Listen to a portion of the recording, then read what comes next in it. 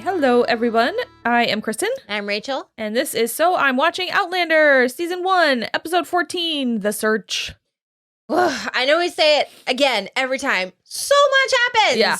So there's like 2 whole different searches in this episode. Oh my God. Because Jenny and Claire leave Lallybroch to go try to find Jamie. Mm-hmm. And they manage to stumble on some redcoats and they take one hostage, and Jenny is down to fucking clown. She's gonna do it. She's first of all torturing him. Oh yeah.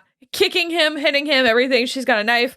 And then she's like, well, I'm gonna just put this hot poker in the fire. Mm-hmm. And she does, and then she burns the bottom of his foot. Yeah. Ah! I mean, that is some devilish shit right there. She's very like, this is the only way and I'm gonna do it. And then Claire's like, well, I'm gonna bind his foot. And Jenny's like, well, he's not, we're going to kill him. Yeah. We can't let him live. This man is simply not going to live. And I love that Claire is like, but I'm a doctor. Yeah. And it's like, no, but that's not. You haven't taken that Hippocratic oath Not yet. So. Not yet. You were a combat nurse. Yeah. That's different. So you can just straight up slay people left and right. So, luckily neither one of them has to do it. Nope. Because Murtaugh pops back up.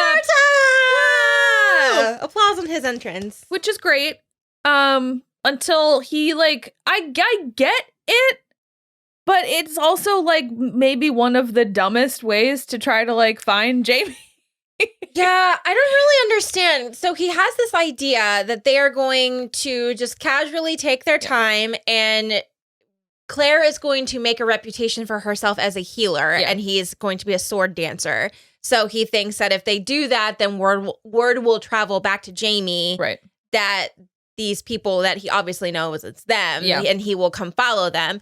And then like Claire is like, well, maybe jazz up your sword dancing a little bit because they're not getting anywhere. And so she sings the Bugle Boy song. Yeah. And then he's Bugle like, Boy. yeah. And he's like, got it. And so then he teaches her some like Scottish drinking song. Yeah. And then she sings it to that tune. I also don't know how much time is meant to have elapsed. I don't remember from the book if they say, but it feels like weeks. Forever. Like weeks and weeks and weeks. And so I guess, okay, what I think happened is that Jamie managed to escape. Mm-hmm. And so he's been like living off the land, like waiting for some like... They said that he would have gone north through the Highlands. Right. And so I think that's where they're going to do all this stuff. But that was what was interesting to me is I was like, okay, because I had forgotten he didn't just get immediately captured. Because this is also another kind of filler episode. Neither one of us remembered it. No, I was like, do you remember this like concert tour with Murtaugh and Claire? Nope. I didn't. Nope. So it's interesting how long it goes on for, because I like kept being like, really still like and like so, but I guess Jamie was just fine and like off the grid until sort of the last moment, and they encounter some gypsies who swindle them, I guess, and steal their song, and steal their song, the whole shtick, the whole vibe, because she's being advertised as the Sassenach, dressing in men's clothes, and doing the song, and so they're doing the whole thing too, and they received a message that Claire and Murtaugh were waiting for, which is like, go meet this person here. And they like get there and it's Dougal. A real smarm fest. Just so he tells them that Jamie's alive. Yeah. But he's like, well, sorry about your luck. So marry me instead. Well, he's alive, but he is like meant to hang like any minute at Fort William. So he's very much... Or Wentworth Prison, not Fort William, Wentworth Prison. So he's like, yeah, well, he's already dead, so you should marry me. And I'll protect you from Randall. And Claire is like, are you out of your mind? Like, what? Absolutely not. And then she realizes that he's just wanted the Fraser lands the whole time. Which is weird. I don't know. Just maybe be nicer to Jamie and he'll like make his men fight for you anyway. His way of playing the long game is really weird and too convoluted. Yeah, way. And just because it's like the things that he's really working on, I'm like, my guy, that is a huge stretch. Yeah. Aren't you tired? I would be tired. Me too. She brings up Galus too, and she's like, what about Galus? I thought she was like your soulmate and like blah, blah, and now you want to marry her friend? And he's like, keep her name out of your mouth, but doesn't offer any further explanation. He just goes, we will not talk of Galus today. I'm like, okay. Sure. Okay. But you're ready just to write off my husband and just move right the fuck on. You say. Cool. Love this for us. So basically she's like, how about this? How many men do you have with you? And he's like, 10. And she's like, okay, well, let's storm Fort William or Wentworth Prison. I keep saying the wrong one. And he's like, well, I won't make them go. And then no one's going to go until little Willie is like, well, I'll go because he would have done it for me. And he protected me this whole time, blah, blah, blah. And so once Willie is going, the rest of them are like, well, we can't get stood up by like a. But it was just Rupert and Angus. Yeah. Nobody else went. So it's like the four of them. Like 5 dudes and Claire. Yeah. Oh, boy. Yeah. I'm not ready for. How many episodes do we have? Do we have 2? There's 2 more. Oh my God. Yeah. I'm not ready. It's a lot. What's coming up is a lot. I'm trying to think if there was anything else crazy in this episode. I mean, Ian is in it, but only at the beginning.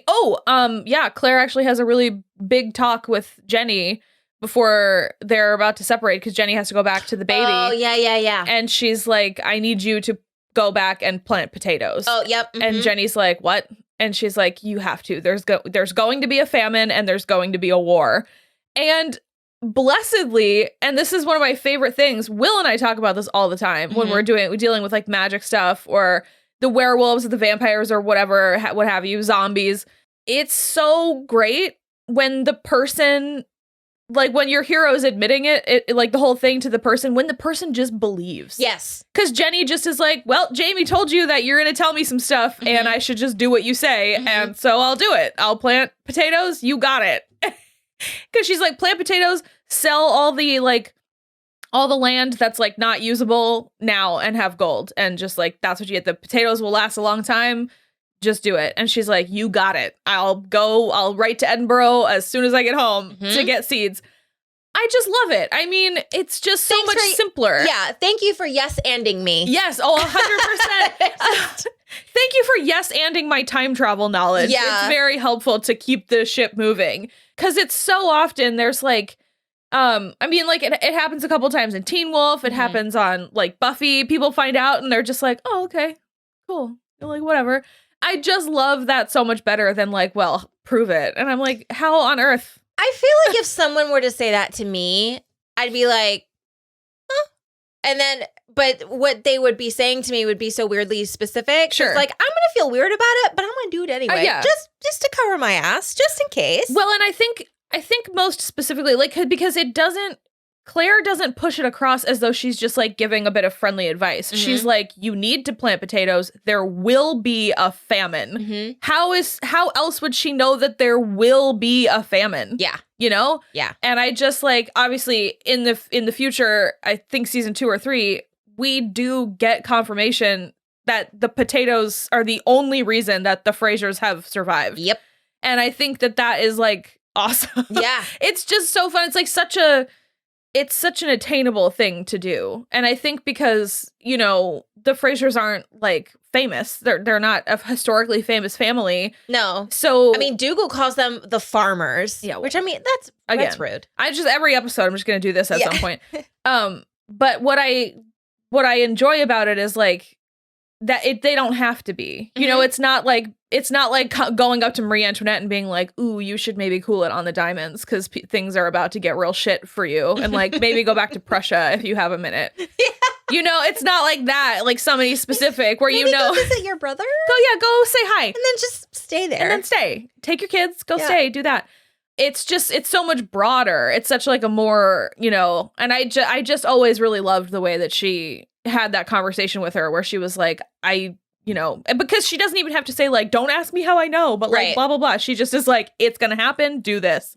Love it. I think that's actionable advice. Yeah, exactly. And I love that Jenny is just a ride or die. Oh, regardless. She's going to give it to you later for making her do it. But she's like, nope, no problem. Got it. You got it. Yep. I'll do it. When are we riding?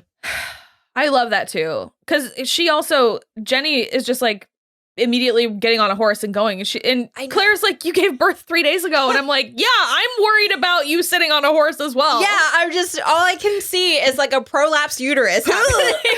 Like, Yeah. Well, and we do get at one point when she says she's bursting and she hops off the horse, and I'm thinking that she's gonna have to pee and she has to milk herself. Essentially. Yeah. And so it's just kind of like interesting because and nowadays people still talk about like women still have to pump or whatever when they're moving around.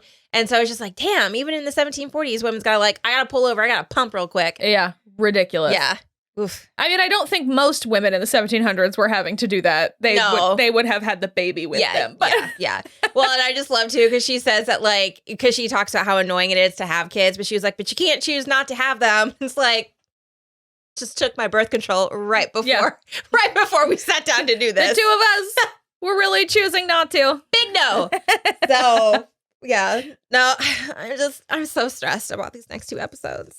Okay, yeah. If you haven't watched this show yet, it's about to get dark as hell. Yes. So, trigger warnings for sexual assault and all of that fun stuff. So let's just put that out there right now. We'll do it in the next episode too, but woof, bruh. It's tough. It's pretty tough. But yeah, so we are at Wentworth Prison.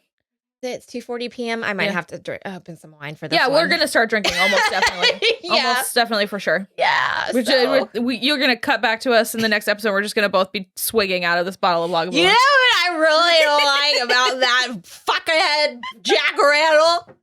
I'll remember. Glug, glug, glug, glug, glug. All right. Well, we'll be right back. Bye.